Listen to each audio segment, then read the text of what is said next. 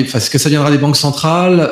Est-ce que ça viendra des cryptos? Donc pour l'effondrement, en gros, qu'est-ce qui va nous... Mais moi, je mets à part les cryptos. Même si les cryptos sont effectivement une ligne claire.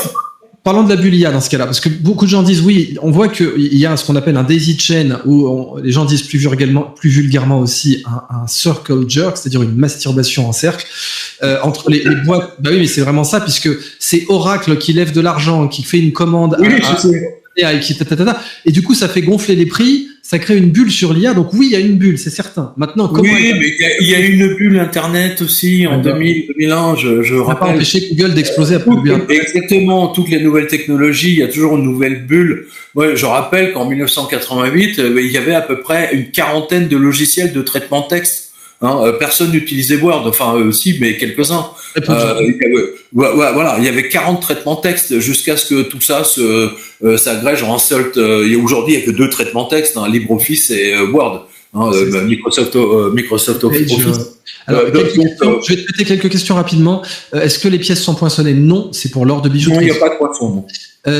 Ensuite, pourquoi Trump n'a pas audité Forktox? Alors, est-ce que tu veux répondre? De la même façon qu'il n'a pas donné la liste Epstein. Merci. Voilà, c'est limpide. Parce qu'il peut pas. Parce que ça pue la merde comme dossier et qu'il n'y a pas l'or à Forktox, tout simplement. Voilà. Donc on en est. En tout cas, il n'y a pas les 8000 tonnes, ça c'est sûr. Ça, c'est clair et net.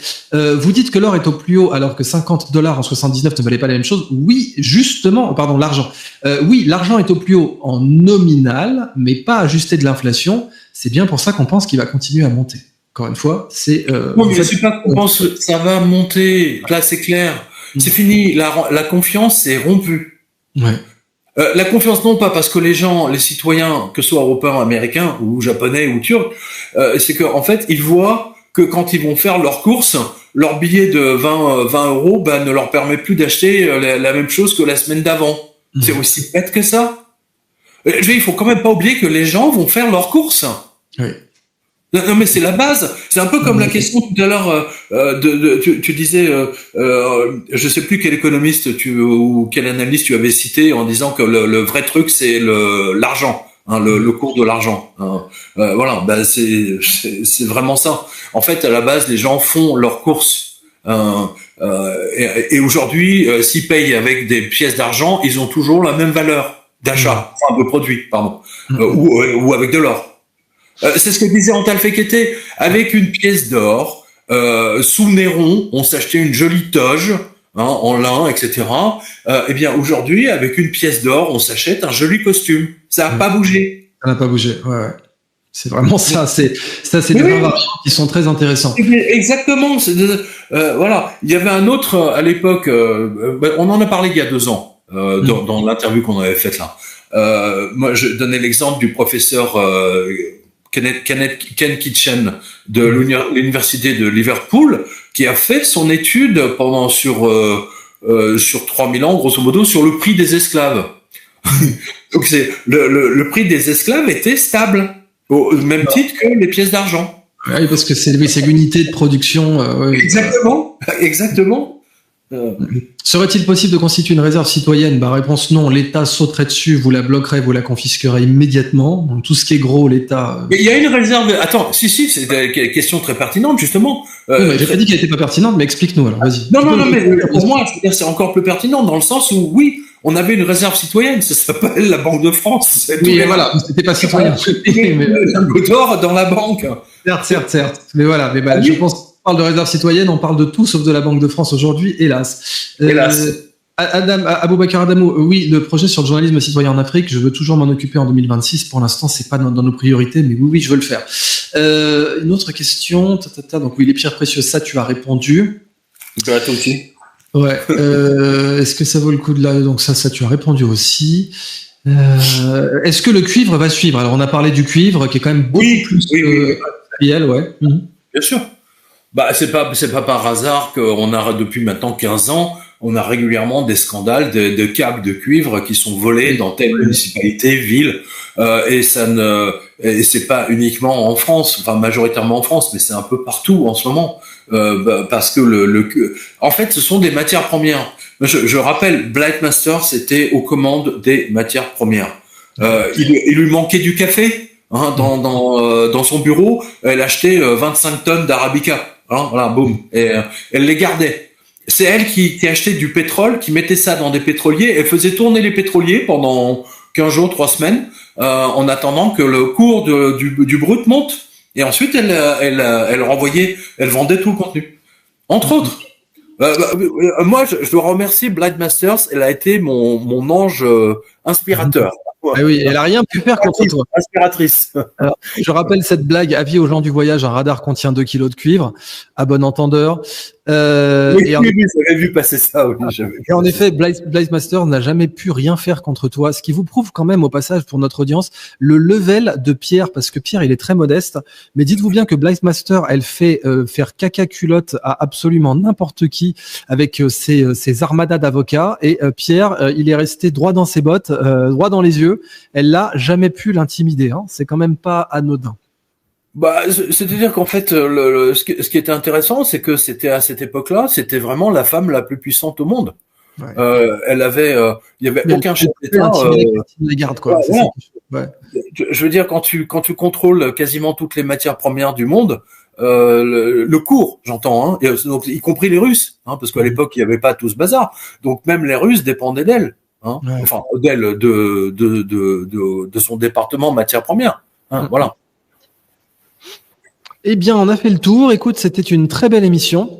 Vraiment, voilà, tout le monde. Dernière question qui est passée. Pourquoi tu disais la semeuse? Mais c'est parce qu'on la trouve plus, c'est ça. La semeuse, de toute façon, on peut pas. Sauf sur eBay, mais elle est pas au prix de l'argent, quoi. Oui, c'est-à-dire qu'en fait, il y a de l'argent, mais je crois 60% ou 50%, je sais plus. Enfin, bon, ne perdez pas votre temps avec ça. Ça sert strictement à rien. Hein, voilà. C'est ça. Donc c'est vraiment important. Voilà.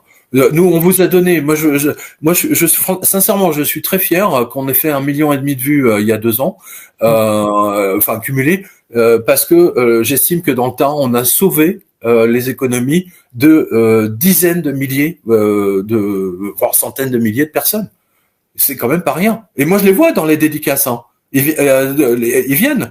Ils m'offrent des cadeaux, des bouteilles de vin, du fromage, des chocolats. Enfin, vous le verrez sur la page dédicace. C'est absolument adorable. Moi, j'ai fait mon métier de journaliste et toi aussi. Ouais, on s'est vraiment fait plaisir sur cette émission. En plus, je me rappelle, ma caméra avait eu un souci. Elle n'était pas tournée dans des conditions de dingue. La miniature était pas ouf non plus. Le ratio de nos têtes était pas à l'échelle parce que le miniaturiste était pas ouf à l'époque. Maintenant, j'ai des très bons miniaturistes au passage et je les salue. C'est ma com. Mais bon, voilà. Bon, écoute, c'est vraiment excellent. On s'est fait plaisir. On va continuer à vous informer. On est là pour vous informer. Concernant, donc demain, je referai un live cette fois sur. J'en ai perdu ma pochette. Ah, bon, ça prouve que t'étais impliqué. Demain, on reprend un live sur les dérives dictatoriales d'Emmanuel Macron. Il y a de quoi faire. On va vous donner donc plus d'informations sur Scandaria. Ça sera en couverture de Scandaria bientôt. Toute utilisation de planche à billets amène un dictateur. Je l'ai dit tout à l'heure. Qu'est-ce qu'on a aujourd'hui? Macron est en train de devenir un mini dictateur. Je veux dire, labelliser les sites d'information, là, celle-là, je l'ai pas vu venir. Hein. Ouais, on va parler de ces choses-là demain avec le sénateur Houpert, après-demain avec Florian Philippot. On va parler aussi bien du label fake news machin que du fait que Macron est en train de faire du législatif en étant président de la République. Moi, j'exige le label fake news absolu. Voilà, ça sera une marque en effet de confiance. Ce qu'on voit, tu avais tout prévu. Il me reste plus qu'à te remercier, Pierre, parce que c'est toujours un honneur de t'avoir dans l'émission. Et bien sûr, conformément aux traditions de notre chaîne, à te laisser, mon cher Pierre, le mot de la fin. Oh c'est adorable. En fait, le mot de la fin, je viens de le dire, c'est-à-dire que moi, franchement, je suis très heureux qu'avec notre travail, on ait sauvé l'épargne de dizaines, voire des centaines de milliers de Français, surtout depuis 17 ans, et on le voit aujourd'hui avec le cours de l'or et de l'argent. Donc, expliquez ça à vos proches, hein, et surtout aux parents, parce qu'ils ont du mal à comprendre. Ils sont restés encore dans la banque sous général de Gaulle. Vous voyez, en général, c'est un peu ça. Et donc, et moi je remercie vraiment tous nos spectateurs. On était combien là, tu sais, non? On a eu un pic à 10 000. 10 000, c'est phénoménal. Donc, merci à vous tous et toutes. Et puis, je vous retrouve dans les dédicaces à Paris là le 6, et puis ensuite à Mont-de-Marsan Enfin, vous avez les dates là sur quotidien.com. Et puis quotidien... qu'un jour, on fera une dédicace avec Idriss Aberkan dans une librairie. Il faudrait qu'on fasse ça. Vous pouvez retrouver sur quotidien.com ou jovanovic.com, c'est le même site. Voilà. Paris le 6 décembre. Il y a Castres, voilà, Paris ce samedi là, le 6, Castres et Mont-de-Marsan. Et voilà, ensuite, voilà, et je donnerai une conférence à Paris le 14 février à l'occasion de la Saint-Valentin. Parce que on va parler des anges et des âmes sœurs. Donc ça, c'est un sujet qui va t'intéresser et qui intéresse beaucoup de personnes. Voilà. La mienne sera le 12 décembre à Paris. Vous avez les infos sur le Cercle Aristote. Encore la parole à toi, Pierre. Merci, merci à toi et puis merci à tous nos spectateurs à l'occasion de ces fêtes. Voilà, je salue votre ange gardien et je vous souhaite vraiment le bonheur absolu et sauvez la mise. Ne laissez pas votre argent, laissez le minimum syndical en banque et le reste, vous savez ce qu'il faut faire. On a fait le boulot aujourd'hui. Nous, on fait le boulot depuis toutes ces années. Merci à vous. Pierre Jovanovic, merci infiniment. À bientôt.